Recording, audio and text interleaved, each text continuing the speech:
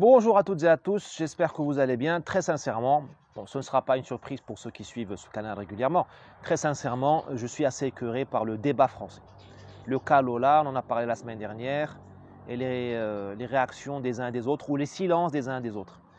Il y a toute une partie de la gauche et de LREM Renaissance, qui est un parti de gauche, qui crie à la récupération politique et qui crie aux réactions écœurantes de l'extrême droite. C'est juste à vomir ce genre de tweet, ce genre de prise de position.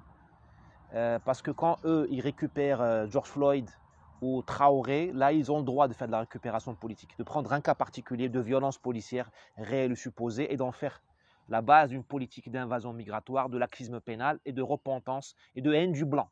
Voilà, c'est ça qu'ils font. C'est ça leur politique, c'est la haine du blanc. La punition éternelle du blanc. La punition collective du peuple français de souche. C'est ça qu'ils font.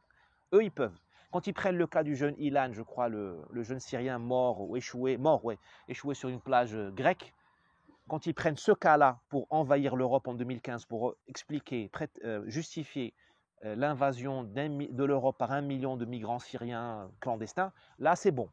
Eux, ils peuvent faire la récupération politique, nous non. Enfin, les gens du bon sens, non. Eh bien, moi, je suis contre l'injustice. Puisque la gauche nous dit qu'elle est contre l'injustice, moi je suis contre l'injustice. Si eux font la récupération politique, eh bien nous aussi on va la faire. Et tant pis. Et on s'en fiche de la respectabilité. On s'en fiche. Deuxième chose, tout est politique. Même la température qui fait est politique. Comment ose-t-il nous dire qu'on ne peut pas parler de Lola et le voir depuis une perspective politique? Aujourd'hui, même la météo, qui est le programme, qui devrait être le programme le plus neutre, le plus anodin possible de la télévision française, est un programme politique. Puisqu'on te rabat les oreilles toute la journée avec le réchauffement climatique. Et on te dit il faut élire Macron et pas Bolsonaro, il faut élire Biden et pas Trump, il faut rouler en trottinette, il faut prendre ta douche avec ta mère et ta femme, il faut en même temps pour réduire le coût de l'énergie. Tout est politique. Même le rap est politique, même le cinéma français est politique, même la santé est politique. Même le prendre tel ou tel médicament est un acte politique puni de mort sociale maintenant. Qu'on arrête de se... Enfin, j'allais dire qu'on arrête de se moquer de nous. Non, ils ne s'arrêteront pas de se moquer de nous. C'est sur nous que nous devons travailler. C'est sur nous que nous devons travailler. Il faut que nous perdions notre désir bourgeois de respectabilité. Au diable, la respectabilité. Être respecté par des décadents, par des hommes déconstruits, par des femmes déconstruites, ça ne m'intéresse pas, ça ne devrait pas vous intéresser. Être respecté par les fossoyeurs de la France, ça ne m'intéresse pas. Il faut voir ce que pensent les Marocains de la France. Moi, je suis triste de l'image de la France, parce que vous ne le méritez pas. Cette dégradation de l'image de la France au Maroc, où vous étiez chez vous. Le Maroc était je sais quelle unième région de France. Et nous étions ravis d'être dans votre orbite. Il faut voir ce que est devenu l'image de la France au Maroc. Vous avez été supplanté par Israël. Israël, avec laquelle le monde arabe et musulman a un conflit comme ça. Jérusalem, même moi qui suis un musulman tropicalisé, latino, déconstruit, si vous voulez, je suis un musulman déconstruit. Hommage à Sandrine Rousseau, je pense qu'elle va m'aimer. Passez-lui mon numéro de téléphone si elle veut discuter avec moi. Je lui ferai les tâches ménagères si elle veut. Donc, même moi qui suis un musulman déconstruit, je reconnais qu'il y a un problème autour de Jérusalem.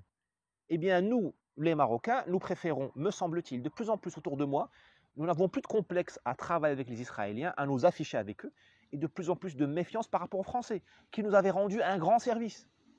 Bon, je vais sortir du sujet, mais les Français, vous avez récupéré notre misère. Notre excédent démographique, il est chez vous.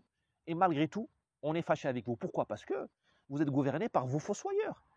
Même les Marocains voient dans Macron et dans tout ce qu'il représente, toute la clique autour, quelque chose des clowns. Des clowns. Eh bien moi, très sincèrement, Driss Ghali, je ne m'en fiche d'être respecté par cette clique-là et par tous ceux qui y croient, très sincèrement. J'ai des amis qui ont voté Macron, je les aime en tant qu'amis, je continuerai à les écouter. J'espère qu'aussi ils continueront à m'écouter et à me respecter. Mais moi, au point où nous en sommes, il faut se décomplexer, il faut se désinhiber. Oui, nous aborderons le cas Lola, que Dieu ait son âme, d'un point de vue politique. Oui, car tout est politique et on se fiche totalement des fatwas donnés par des imams qui n'en sont pas. Des imams républicains progressistes. Parce que Macron et toute la clique se comportent comme des imams. Ce sont des islamistes laïcards, c'est tout simplement. Ce sont des gens sectaires qui ne pensent qu'à eux et qui utilisent la cause du progressisme comme les islamismes utilisent l'islam, c'est-à-dire comme un paravent, pour ne pas dire autre chose, pour avancer, prendre le pouvoir et se goinfrer. À demain.